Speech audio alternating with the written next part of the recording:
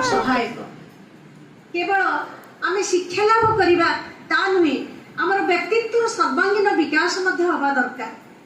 Benjamin Franklin कहते जे the best investment is investment in education and which pays the best interest.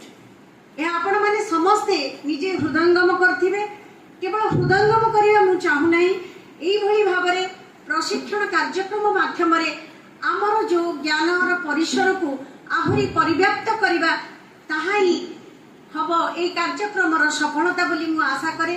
कारण NEP 2020 जोड़ा जातीय शिक्षा नीति आमर रही, ए शिक्षा नीति रे केवल आंचलिक भाषार गुरुत्व दिया जाऊ नहीं, ओडिया अस्मिता को गुरुत्व दिया जाऊ नहीं, ज्ञानर परिसर को आहुरी परिव्याप्त करने पर्याप्त सुजोग रही।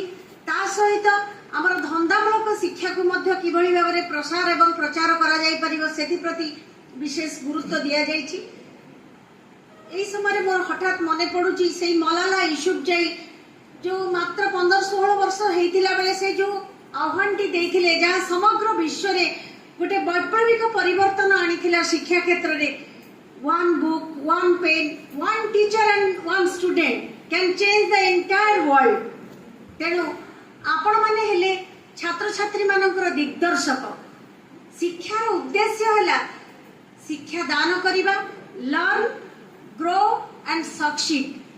शिक्षा लाभ करंतु निजर व्यक्तित्व पूर्णांग विकास हो एवं किभली भाबरे आमे सफलता हासिल करिबा प्रत्येक क्षेत्र रे। एवं शिक्षा जहाँ कहिथिले स्वामी विवेकानंद मानविकतार परिस्फुटन रे सहाय्य करू। शिक्षा लाभ सहित जेतक आनुषंगिक कार्यक्रम रही आमर जहाँ गुण सब छात्र छात्री मानक भितरे हो बा शिक्षक मानक भितरे जो अंतर्निहित प्रतिभा रही से प्रतिभार विकास पाई आमे सुजोग सृष्टि करबा उचित। तेणु एइभली भाबरे आमे प्रशिक्षण कार्यक्रम आरंभ करिछु। निश्चित भाबरे आपण माने एई भाव विनिमय कार्यक्रम यह केवल जने भाषण